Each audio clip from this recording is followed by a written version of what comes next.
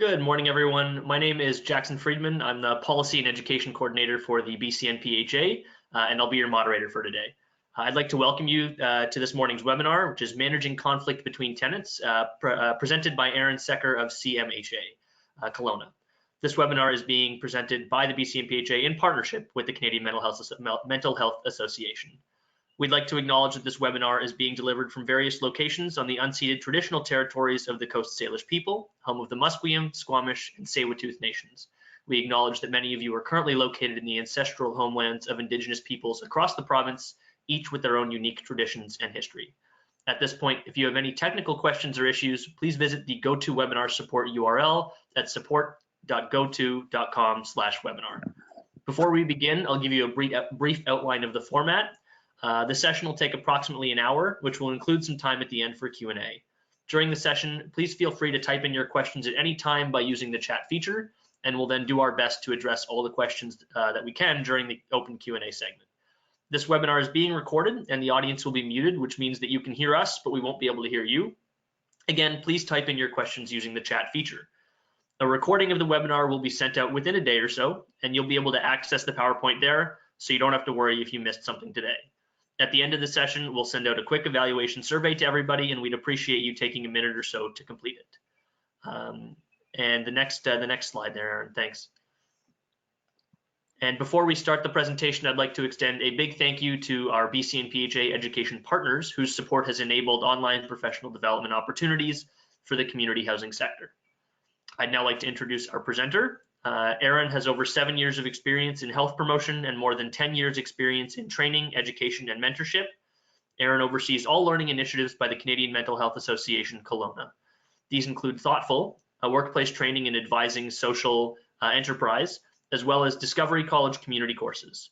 These programs provide information and build practical skills to support the mental health of individuals, families, workplaces, and communities.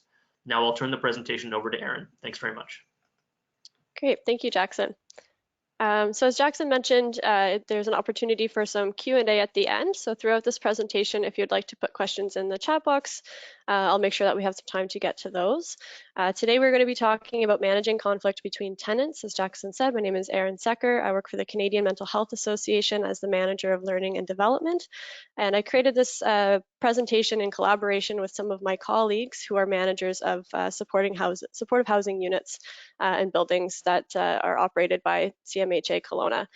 So I have made sure to get some pertinent examples that will hopefully be helpful for you.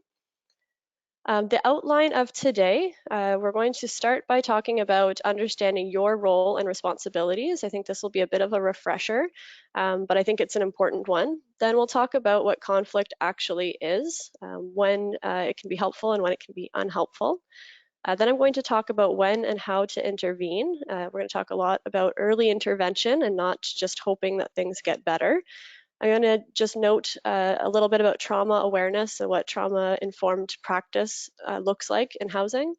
And then I'm going to talk about supporting our colleagues and debriefing. And a lot of this will also apply to tenants, but I think it's important that we keep an eye on our staff and our colleagues as well.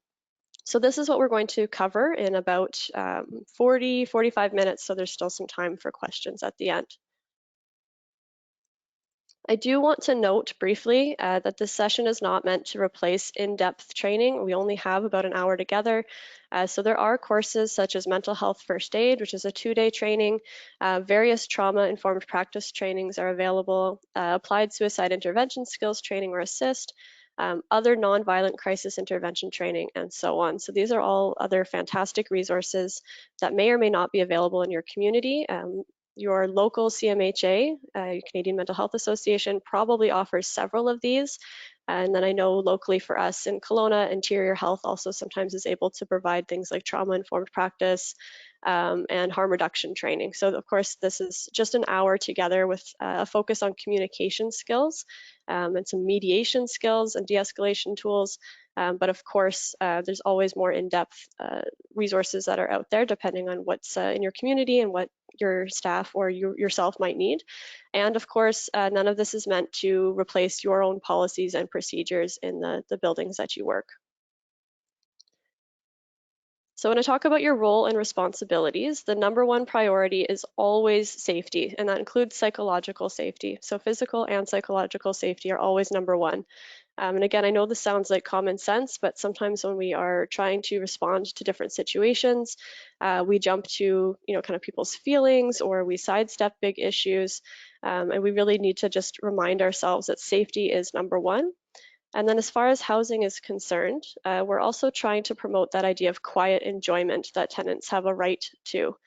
So that includes freedom from unreasonable disturbances, reasonable privacy assumptions, and then use of common areas.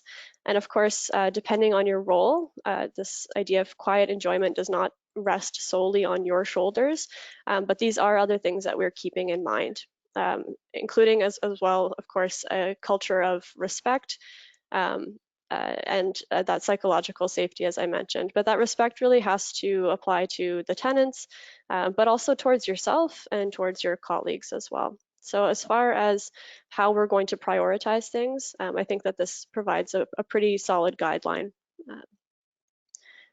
And then what our responsibilities do not include: advice giving, solving everyone's problems, trying to fix people, right? Expecting people to change, for example, being a best friend to somebody, or letting go of your personal and professional boundaries. So that means we don't expect you to be overextending yourself necessarily, or putting yourself into situations where you don't feel safe.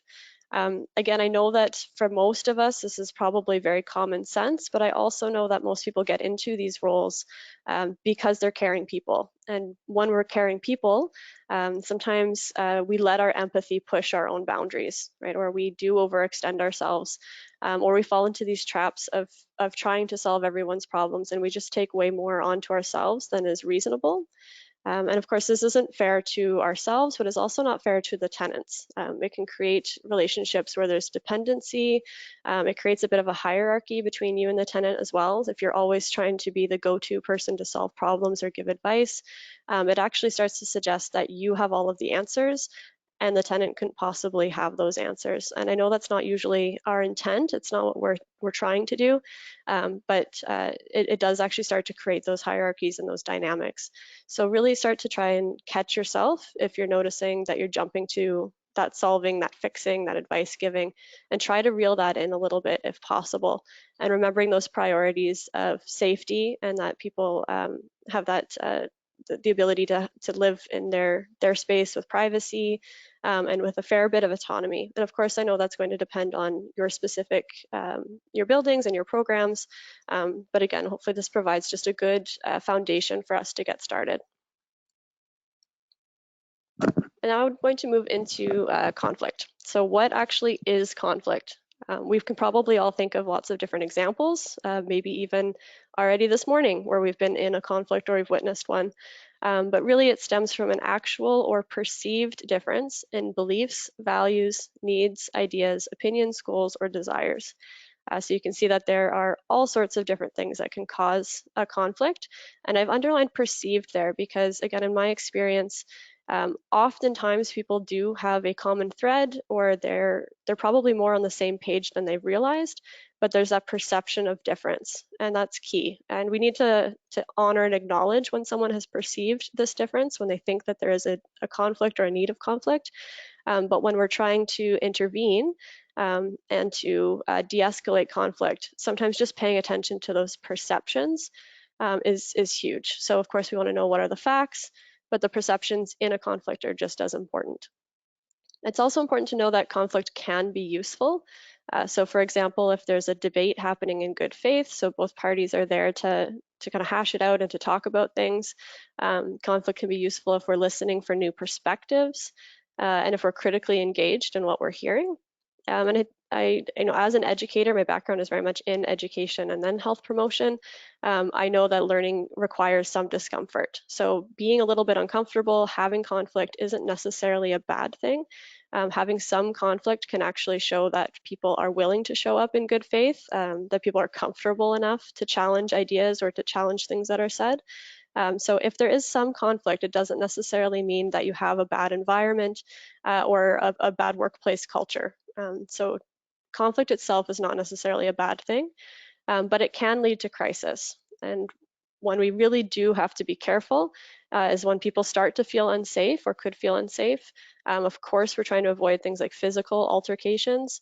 And it can also lead to a crisis where there's resentment between staff and other staff, or staff and tenants, or tenants and other tenants, starting to hold grudges. And especially if it starts to breed distrust in housing staff or the system. And when I talk about trauma awareness, this idea is going to come back again.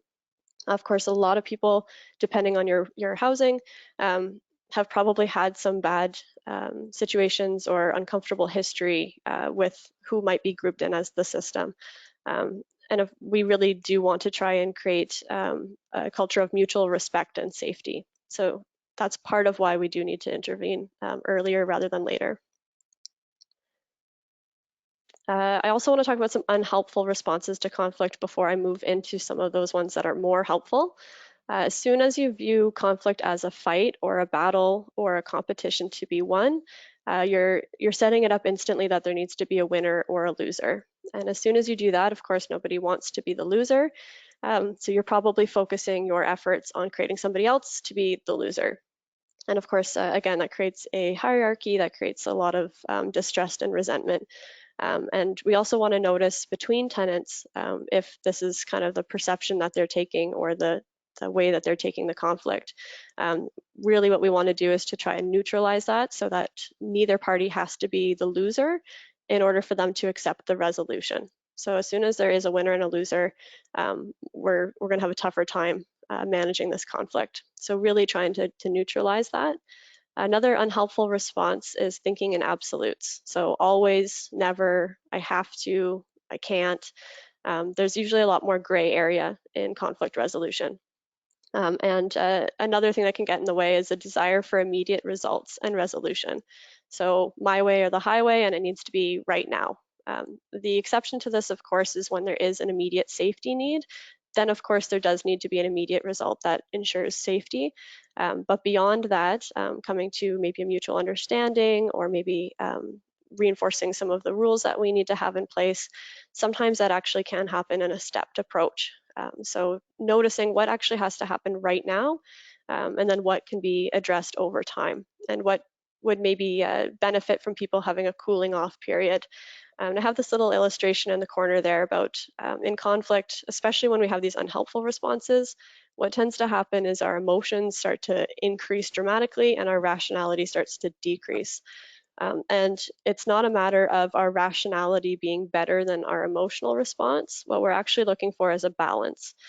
So when we're talking about housing and feeling safe in our own home, that is very much an emotional consideration. And so what we need to do is find that balance between what am I logically needing for safety and what do I emotionally need to feel safe as well. So starting to pay attention for us, and if we're intervening in a conflict, where do people seem to be as far as that emotion and rationality balancing point, right? Where do we maybe need to focus our intervention? If somebody's at the point where their emotions now are overwhelming their rationality, then coming in and trying to just logic them out of it or talk them out of it isn't necessarily going to work.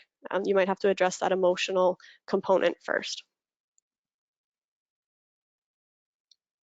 And one of the other things that's going to come up as I start to give some examples, including some scripts, is to recognize the unmet needs of somebody. And if you're kind of a neutral third party witnessing a conflict between tenants, you might be in one of the best places to be able to start to recognize what some of these needs are. And there's different things that we can listen for.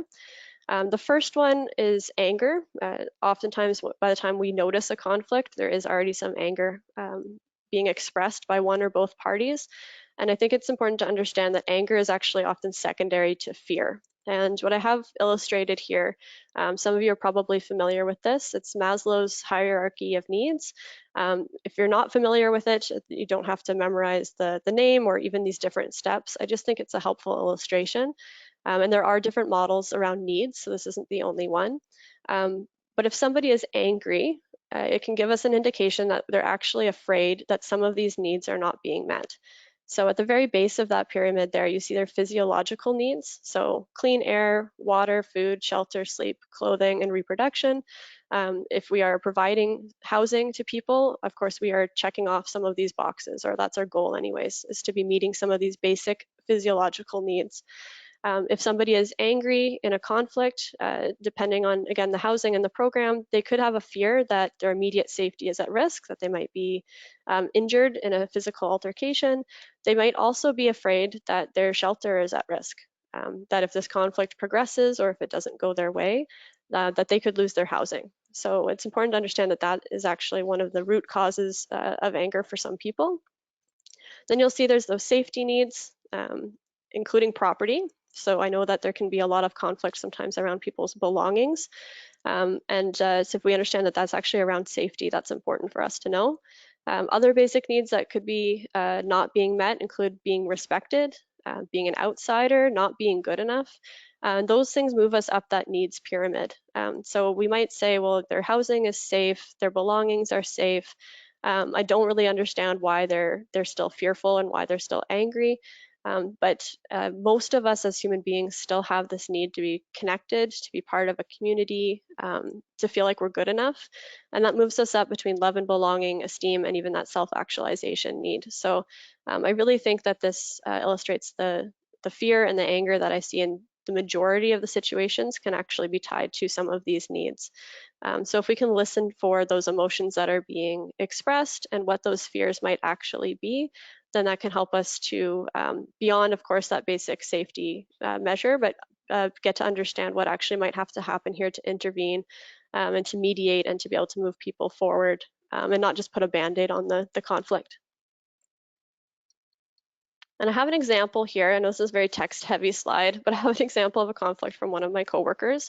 And I'm hoping that this can just help to illustrate this idea of the needs and recognizing what needs need to be met and where some of the concern is. So I will just read this for you. Names, of course, have been changed. So the example was that Sam, so one of the tenants, walks by Pat, another tenant in the common area of this building. Pat leaps up suddenly and yells at Sam, calls him something very inappropriate, and accuses him of kicking the dog, kicking Sam's dog, or sorry, kicking Pat's dog. Sam looks confused and tries to keep walking away. Pat storms over to him and begins yelling at him more loudly, continuing to swear and increasing her personal attacks on Sam. You, as a key worker, as someone who's working in the building, you leave the reception area to intervene as Sam finally begins retaliating and escalating the situation. You arrive just as Pat challenges Sam to meet her outside and fight it out. So this is based on a real example that we had not that long ago in one of our housing buildings. And so Sam seems like is just minding his own business, and then Pat jumps up and accuses him of kicking her dog and starts to really escalate those attacks, and then eventually actually is encouraging a fight outside. So as far as those needs that are not being met, Pat could feel worried for her dog. We don't know all of the history here, so Pat could feel worried for her dog.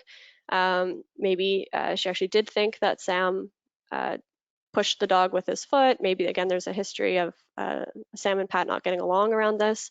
Pat could feel disrespected, which goes back to that idea of those esteem needs not being met. Sam's needs are around safety and esteem. They're being challenged, right? Especially as those personal attacks start to escalate.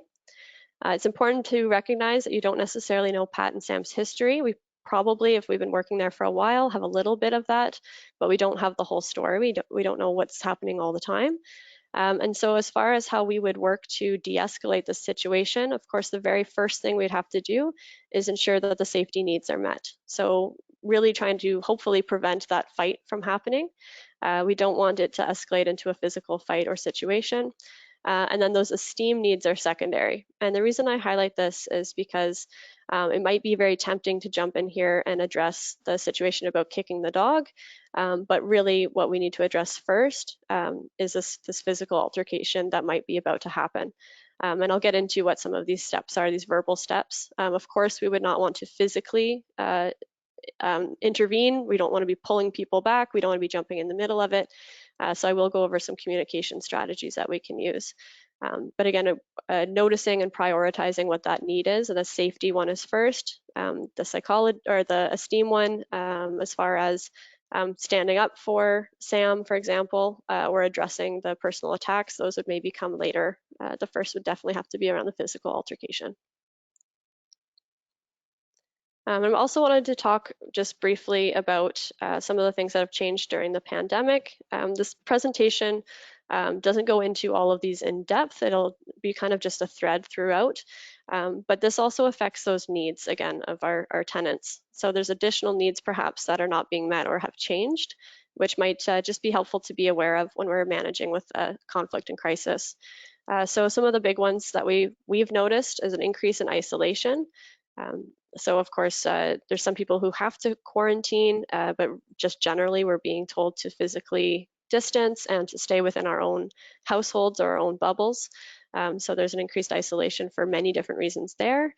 Some people are also just very worried about their physical health, which is causing them to turn inwards and to stay away from others.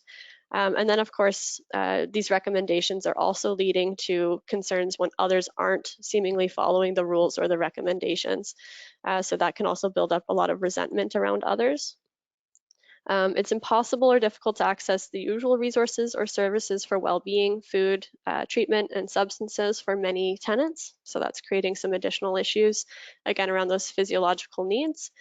Increased worry over physical health, including catching the virus. We know that people generally, there's been tons of surveys done now that just show people are definitely much more anxious and stressed right now than they were before. And then another issue that we're hearing about more is increased surveillance, or even just a perception of increased surveillance, which can tie potentially back to that isolation measures and those recommendations for physical distancing. Or people worried, I've even heard, if I'm coughing or sneezing due to a cold or allergies, people are treating me very differently, or people are watching me very carefully to see what I'm doing. And I know we could probably all relate to this in some extent, right? That big brother feeling that your autonomy is being challenged, right? That quiet enjoyment of your space you might feel is being challenged, whether it is or whether it isn't. So these are some other things that are really heightening the different needs for people right now. And this is what one of our managers was saying as well. So a lack of access to the common room has meant support has to be more intentional. We need to actively seek out clients, or they need to actively seek out us, rather than casual or passive interactions in common spaces. There's also been a large pullback of external supports. We've had to try to come up with creative ways to support residents, including phone appointments with urban outreach, giving out creative kits and art supplies, and regular outdoor engagement. So at CMHA, we always talk about early intervention and paying attention to those beginning stages of conflict, addressing things sooner rather than later. And I think one of the biggest changes we've seen with this pandemic is that it's a little bit harder to notice, perhaps, some of these things. So those discussions that you might overhear in common spaces, or the body language that you might see, is now a lot more difficult to find. And you're not going to see it as much in those passive ways. So maybe even making a plan among staff about your check-ins and being very intentional with your check-ins and your discussions with tenants, to make sure that we can still do this early intervention piece and that things are not happening or bubbling up kind of quietly behind the scenes. It is almost always easier to diffuse a conflict if we can do so earlier on. And so this is going to bring us to what some of our strategies are in the moment. Again, I'm focusing very much on communication strategies. And this, of course, again, has to assume that there are some things that are happening in good faith, that for the most part, you have already a decent relationship with tenants, or at least a neutral relationship with tenants. I can't get into all of the what if scenarios. And I do also know that the BC Nonprofit Housing Association will have more webinars beyond this one, including ones that will hopefully get into kind of the legal requirements and things to be aware of. So I kind of think of that as, if all of these strategies don't work, then what? And other webinars will work to address those then whats when things really have escalated or gone too far. So this is, again, about early intervention and responding when we're able to. And so what our process looks like is around really actively listening, taking time to process what you're hearing, and then being very thoughtful about your response. So as much as possible, again, other than immediate safety needs, trying not to have a knee-jerk reaction and really being thoughtful about how we want to proceed. And one of the things that I think is often overlooked is knowing what gets you, so you as a worker, as an employee, knowing what personally gets you worked up and why. So being very reflective about what those triggers are for you. We all have them. We can think of them as our kind of volcano triggers or those heartstring ones. So volcano triggers are those things that really get your blood boiling.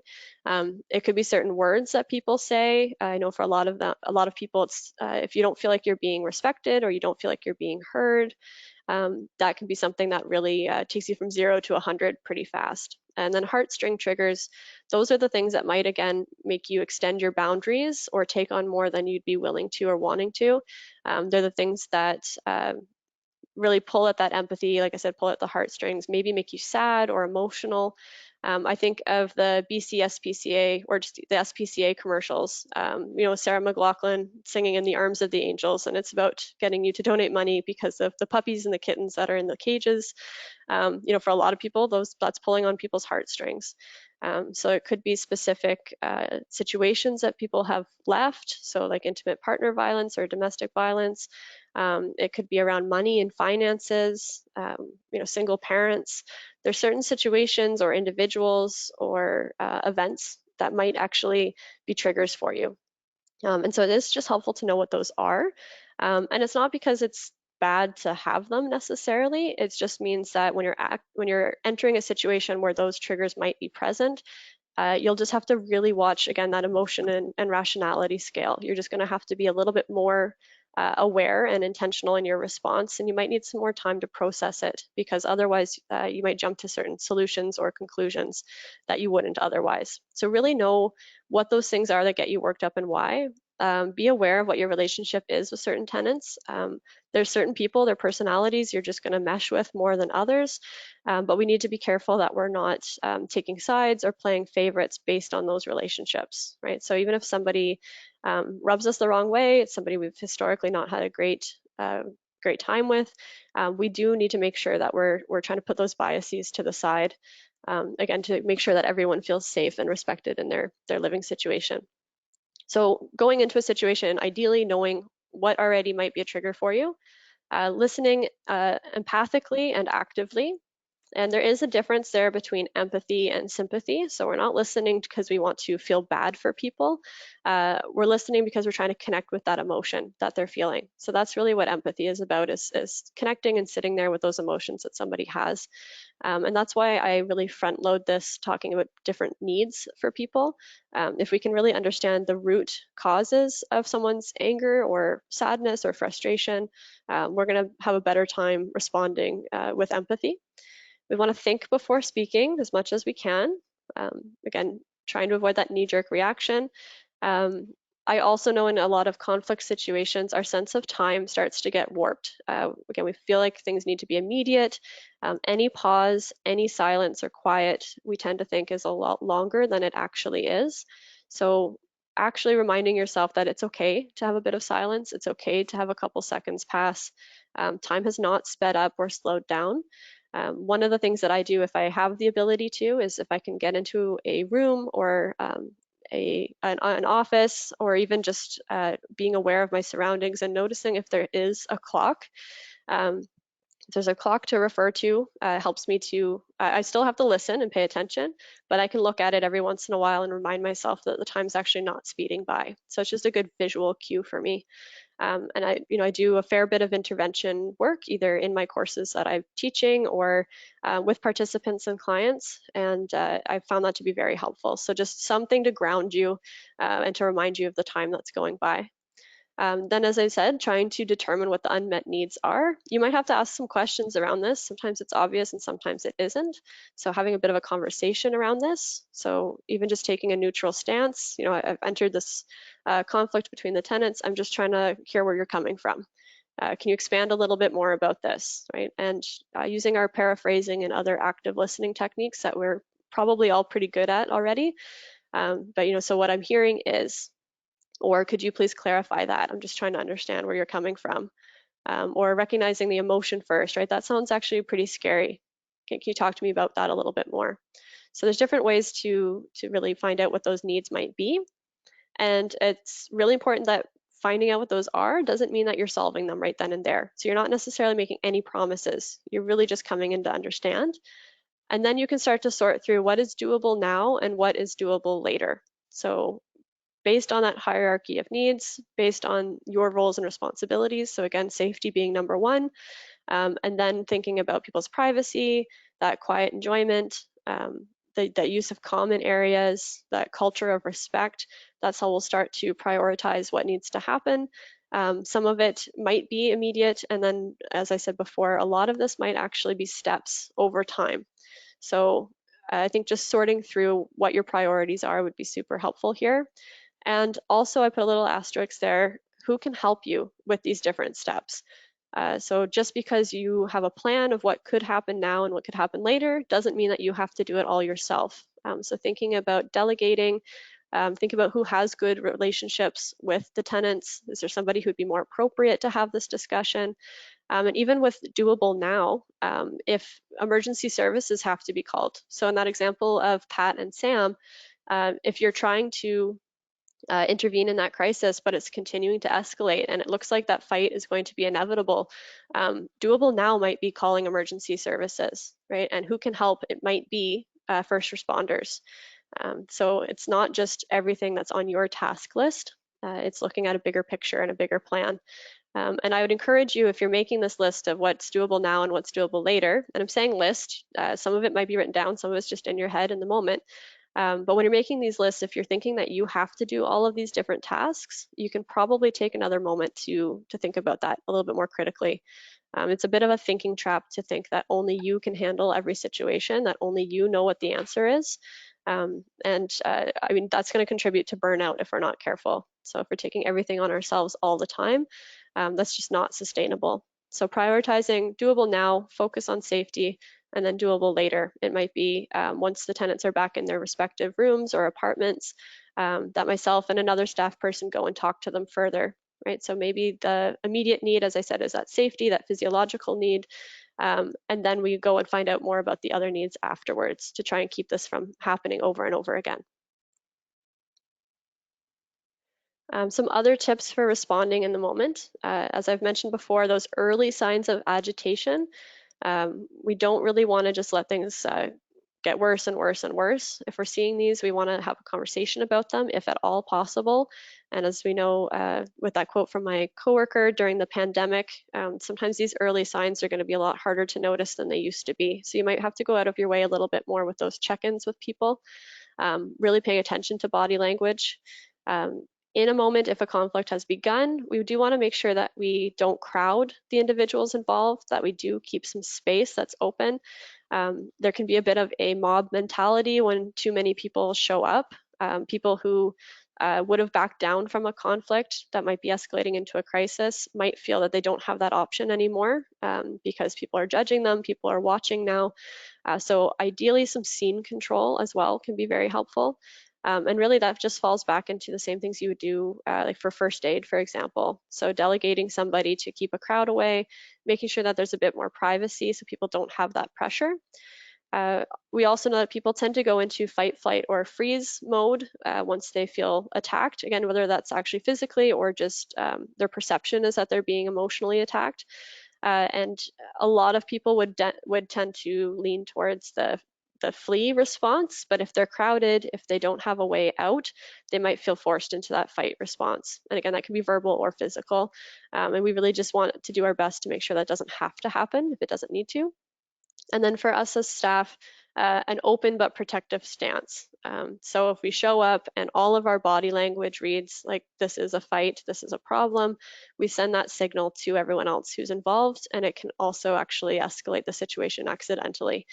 So do remain open. Be aware of exits and entrances for yourself as well, in case you do need to leave or go get more help. Be aware of who's around. That environmental and situational awareness is really important here. And again, even if it's just a verbal altercation, we still want to make sure that it doesn't have to escalate into anything physical. In a few of the different scenarios that I talked about with my managers, a lot of them ended with people kind of in a huff and storming off to their rooms or their apartments. And it might feel like a failure in the moment that that's happened because not everything is resolved, but it's actually usually a success in that moment because, again, everyone's physically safe. That first need is met, and then we can go and manage the esteem needs or those other needs later on. So people storming off to their apartments isn't actually necessarily a bad thing. In the moment, that might be what kind of the best resolve was. And another thing to keep in mind is our boundaries and setting limits. So the purpose of limit setting is to create boundaries on what is acceptable and what is safe. And the way that we can do this, ideally, I know it's not always possible, but ideally we provide options. So these are the two things that we can do right now. So for example, I can't maybe search this person's room to find out if your bike was stolen. But what we can do is promise you that I'll have a conversation with that individual. So you might have to kind of be a little bit creative with that problem solving. You want to be clear about what you can and cannot do. And sometimes you might have to say, I need to think about this before I commit to anything. The way that I like to phrase that is, this is too important for me to just make a snap decision. I need to give it some thought. Or I respect you too much to promise that I can do that. I need to make sure I actually can. I don't want to break a promise to you. So there's ways to do this, to be clear, that are actually very respectful and actually really honor the person's experience. So asking for some time to process it is perfectly acceptable. And then there's a ways of identifying the unacceptable behavior and what the process is. So what will happen? What are the consequences? There's ways of doing this that we want to make sure that don't sound like a threat. So we do want to be clear. If you continue to raise your voice in the comment area, I will have to ask you to leave. Right? So this is what the unacceptable behavior is. This is what needs to happen next, right? Or if the two of you can't solve your conflict right now, I'm going to need you both to leave the comment area, and then I'll come back and we need to have a discussion about this further. So there's ways of doing that again, which is a little bit different than you need to shut up and you need to go, right? So this is what needs to happen. This is why.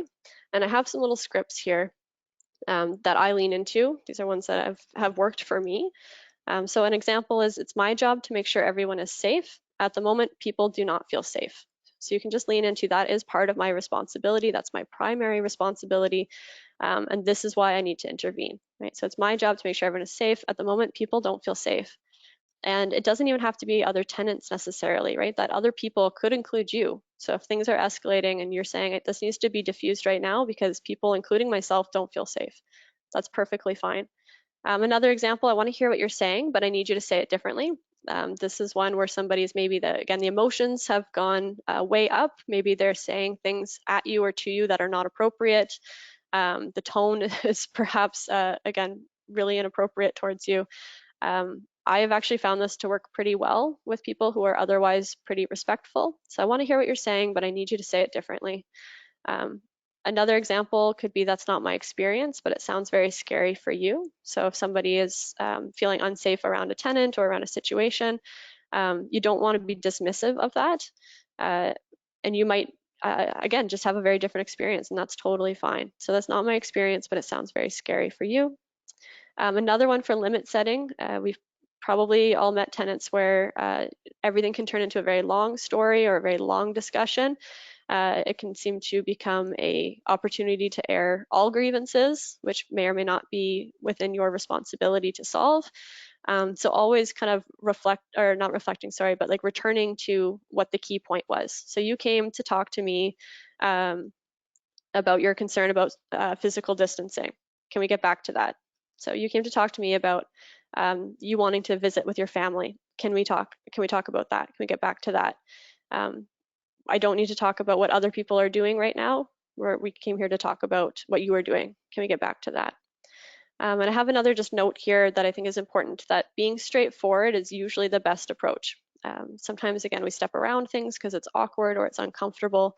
But in the long term, usually it's a lot more kind to be straightforward and to get to the point, instead of leaving people guessing or unsure or acting on misinformation. So generally, straightforward is the best approach. And again, a lot of us get into these jobs because we're very caring and we are empathic. And so we're really uncomfortable with other people's discomfort. But in the long run, I can say over and over again, I've seen that just being straightforward is definitely more kind for most people, and often more kind to yourself too. Conflict itself causes a lot of stress and anxiety, but often the fear of conflict or the worry that conflict will happen causes stress for even more long term. And some ways to help people accept a resolution. Ideally, and again, I know it's not always possible, but ideally involve the person or people in decision making if possible. So trying to get some consultation or trying to have a kind of mediated discussion if possible, trying to find out what would actually work for people. This is another opportunity to really get to the heart of what the needs are for others. So if you're asking for people to compromise, you're going to learn pretty quickly what the priorities are for others. So involving them in the decision if possible. Consider reasonable timelines. This is another opportunity to get some feedback from the people involved. Consider the best way to communicate the news or the resolution. So for example, if a conflict causes a new policy or a new procedure, we probably don't want to just post it on a bulletin board. We really should actually take the time to explain the what and the why for this new policy or for this new solution. And if you're constantly getting stuck, you think that you're checking off all of these boxes, but it's still not getting you anywhere. Some things to consider are the messenger. So as I said, there could be other staff who have a better relationship with that tenant. It could just be that you don't mesh well with somebody or some people. So considering the messenger, maybe there's somebody else who can try this discussion or try this resolution. Also consider, are you asking for too much too soon? So go back to those timelines and that engagement of the tenants or tenants and try to find out if maybe there's actually more steps to this than we realized. And then also asking yourself if you identified the person's needs correctly. If we're jumping ahead and making assumptions about what those needs are and we're not actually correct about them, then we'll probably come up with a lot of band-aid solutions. So if you're starting to see the same conflicts coming up over and over again, there's a good chance that the actual needs were not identified. And this can be very frustrating, especially because sometimes the individual themselves doesn't actually know what the heart of the issue is. They don't actually know what those needs are for themselves. So it can be a very time-consuming process. It can be something that comes up. And again, it isn't going to be the case all of the time. Sometimes there are people who just seem to thrive on conflict, and I don't have a lot of strategies for that other than continuing to take it seriously, continuing to really hold the line on your boundaries and what is acceptable and unacceptable. And again, it might be a more longer term process with some individuals. As we just start to get into the last little bit here, so I do want to get to some of the Q&A. I've got another example of conflict. So this, again, it came from one of our buildings. So George, again, names have been changed. George constantly asks other tenants for cigarettes. He usually pesters people in the common areas, but sometimes he'll actually start knocking on apartment doors in the middle of the night. Another tenant, Greg, is particularly frustrated by this behavior, but he always comes to a staff member to resolve the issue rather than setting his own boundaries. So in this conflict, you actually have at least two things going on here. So you have George's behavior, which is interfering with other people's quiet enjoyment of their spaces, their personal spaces, and the common areas. And then we also have some concerns here about Greg, who kind of hides away or locks himself away to avoid George, which again is not really healthy or safe for Greg, but also bringing staff in constantly instead of communicating directly with George about what the problem is. So what the staff did, they privately spoke to George about respectful behavior and let him know that knocking on doors for cigarettes crosses a line.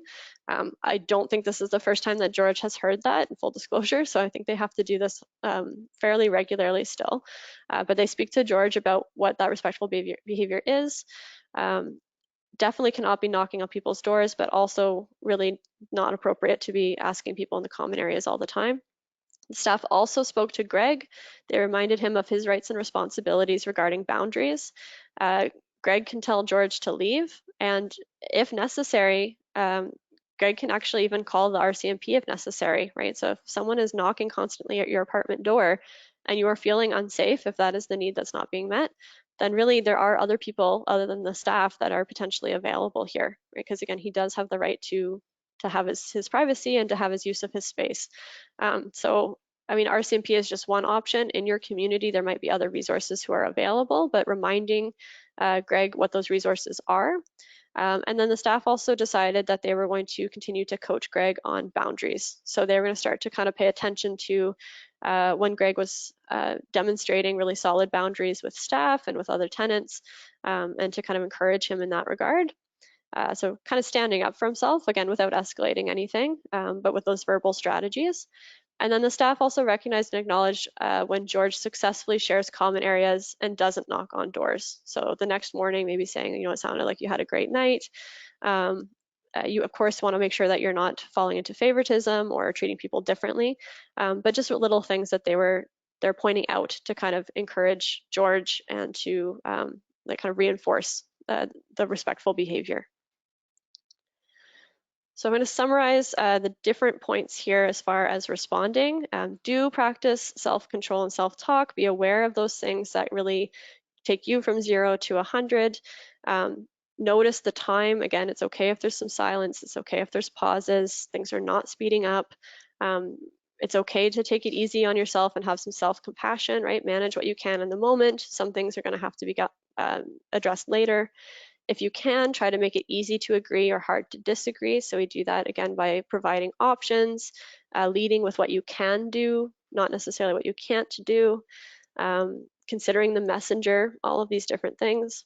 Always, of course, follow your policies and procedures. If you're finding out over and over again that you don't have something that addresses different situations, then really those policies should be revised and updated. I know oftentimes policies and procedures, they're written once, they're read once, then they're thrown either on a computer server somewhere or in a book in a drawer gathering dust. And really policies and procedures should be living documents. So if staff respond to a conflict or a need and they really had no idea what to do, it might be the case that the policy needs to be adapted or refreshed. So really those should be living and updated documents. As I mentioned, leading with what you can do if possible, and remember to create some time and space. So that's for yourself to respond and for the tenants to respond as well. So as I said, if people are storming off to their rooms or their apartments, it's not necessarily a failure. It actually might be a success. You've created some time and space for people to think it over and then come back in a more balanced state. Some big don'ts. Don't make promises you can't keep. You'll very quickly erode trust between yourself and tenants or between different tenants. So really just be careful about what you're agreeing to. Do not give in to that desire to control, win, or defeat. Remember, as soon as there's a winner or a loser in a conflict, it's much harder to manage it. It's much harder to de-escalate it. So notice what feelings you're having around this. And then again, don't be unrealistic about your responsibilities. So you don't have to solve everything. You don't have to take everything on yourself. Most of you work in teams in some shape or form.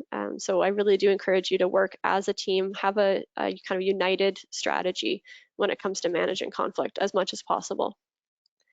And then lastly, I just wanted to end on this idea of trauma awareness and some of our debriefing strategies. So trauma can be defined as experiences that overwhelm an individual's capacity to cope. Trauma can involve a single event or multiple experiences. As well, a similar event or experience might be experienced as traumatic for one person, but not another person. And the reason that this is important is because sometimes people will have reactions to conflict or reactions to things that are said or done that seem maybe disproportionate to what you're witnessing, or they might surprise you. You might not be expecting them. And it's not the case for everybody, but again, in my experience, a lot of the times it might come from someone's past experiences with the system, as I mentioned, or with somebody maybe that you just remind them of, right? Some authority figure at some point.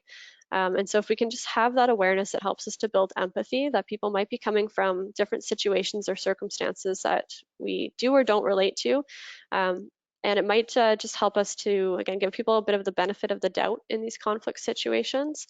And another thing is to try and make sure that our buildings and our programming is trauma informed where possible. So that includes having safe and welcoming spaces. So again, why early intervention and making sure those common spaces really are inclusive for people. It's important that there's a sense of community built when possible. Also allowing choice and control. So as I mentioned, when we're trying to manage a conflict, getting input from the parties involved, if possible, also helps people to feel empowered. A lot of people, depending on what their experience has been, have been really disempowered through traumatic events or situations. It's important to have ongoing learning opportunities and taking a strengths-based approach as much as possible. And I know when we're getting closer to being maybe burnt out or very stressed or overwhelmed, sometimes we start to see only the negative in people. We talk about people's deficits or their problems or their issues rather than leaning on what they're actually good at. And strengths is really a continuum. So somebody who we might say is very stubborn, for example, or very difficult, for example, there's actually usually a lot of strength in there, right? So it's somebody who maybe is very committed to their values, right? That's a reframing of what stubbornness is. They're committed to their values. They're really comfortable standing up for themselves. And so I'm not saying that to say that everything is sunshine and rainbows and unicorns. There's still times where things are going to be tough and difficult. But I think if we can take a strengths-based approach with tenants and ourselves and our coworkers as much as possible, it really does shape the discussions differently. I've found like almost surprising how much it reshapes those discussions. If you feel like this has all been a refresher for you, if you feel comfortable with all this, you've got it all figured out, you can be a huge support in your team. So that's what's next, is role model those boundaries and the learning that you take from conflict. Notice if you're micromanaging people or you're micromanaging tenants. That kills creativity, it kills empowerment. People do need opportunities to stand up for themselves and to learn. Notice those skills and strengths in your team as well. So highlighting those and you see them in action with your coworkers. Coaching to encourage growth, and then debriefing and learning from tough situations together. So even if you feel like you've got it all figured out, how can we communicate with our colleagues in a way that helps them learn? And just lastly, don't underestimate the impact that intervening can have on yourself and others.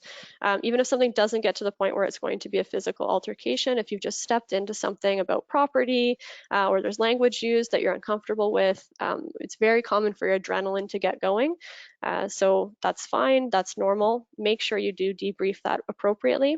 Everyone has their own tolerance level, but what's fine. So breaking up a fight, for some people, hardly even registers on their day.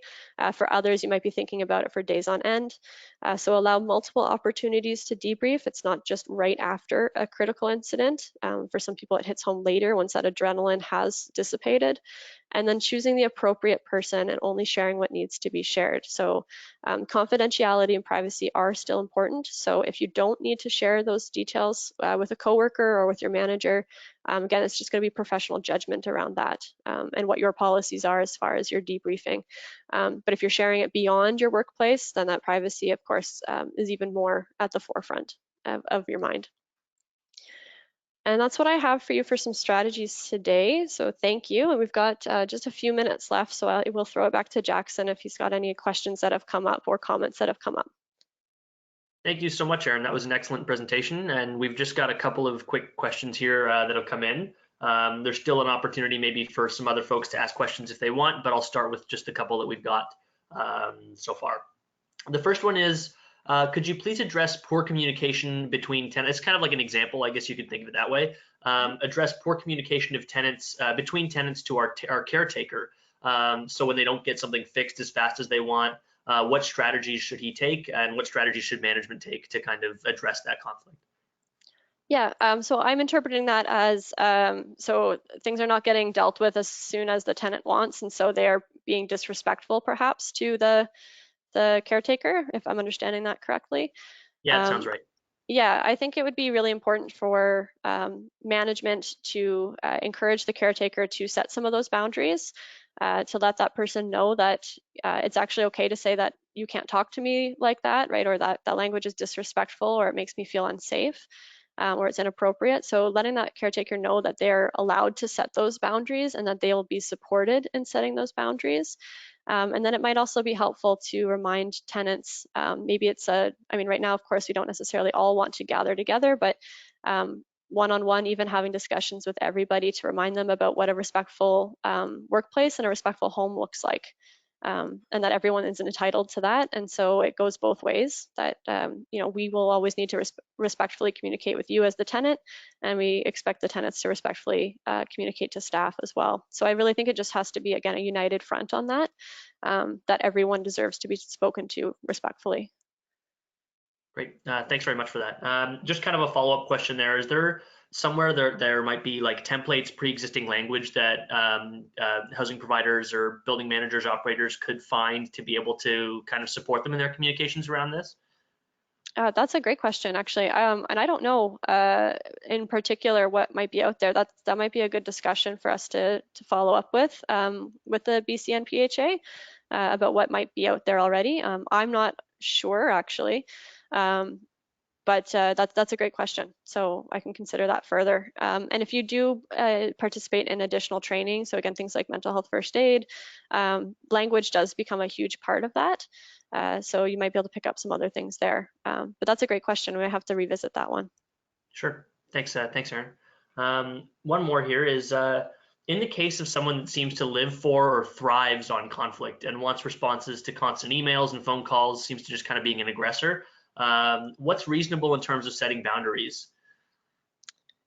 Yeah, I think, yeah, it's exactly how many emails or how many calls that you want to respond to or that are appropriate. That's going to depend on your staff capacity, and kind of that's going to be a judgment call on that end. But I do think setting up specific hours perhaps for complaints, or again, that reframing strategy of trying to get to what is the key issue here, what is the key need. That's the one that we can address, and these other ones are potentially up to you as an individual to address. So maybe sorting through those things that are really within the staff's purview and what isn't and what aren't. And I do think that for individuals where that's the case, you often do need to kind of hold that line for quite a while, and encouraging and supporting your staff and your colleagues in towing that line too. So I know that when we switched to online, for example, we tried to do our best to make sure everyone had communication devices. So, if they weren't able to come to offices to chat with people, they could still reach out to staff. And one of the things that does come with that is potentially emails or calls or text messages 24/7 now, instead of just during the staff's office hours. So one of the things that we have encouraged for peer support and for our housing is to set specific office hours to address complaints and concerns. Of course, if you see something that comes in that's an immediate safety need, it's going to be, again, a judgment call if you're going to address that sooner. But as far as kind of general comments and complaints go, I think maybe really setting a time boundary around that and communicating that clearly and consistently might be helpful. Great.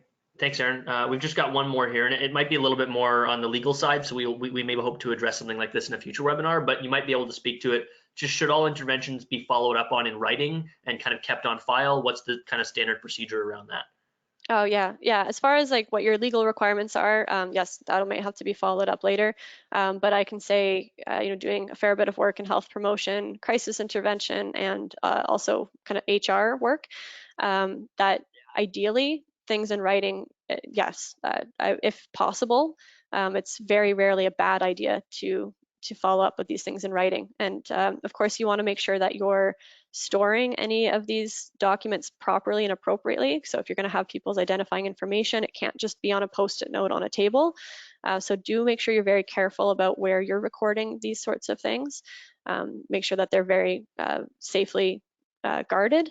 But generally speaking, keeping things in writing is helpful. And it also, even informally, if you are getting an agreement between tenants, sometimes just going through that process of having it written down and signed, it might not be legally binding in any shape or form, but it can sometimes feel like there is a bit more of a concrete commitment that's being made.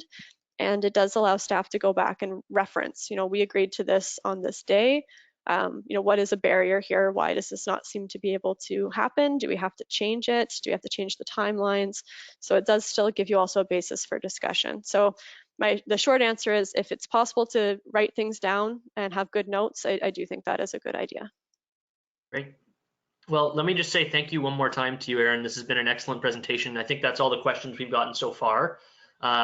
We just want to thank you and thank all the attendees for their questions and their time today. As we mentioned before, we will indeed send a link to this recording to all the participants within the next day or so, and it'll also be hosted on the BCNPHA website for some time at bcnpha.ca/education/webinars. For more COVID-19 resources and upcoming education webinars, please visit the BCNPHA homepage at www.bcnpha.ca. Aaryn, thank you so much one more time. That was an excellent presentation. Thanks again, and take care, everybody. Okay, thank you.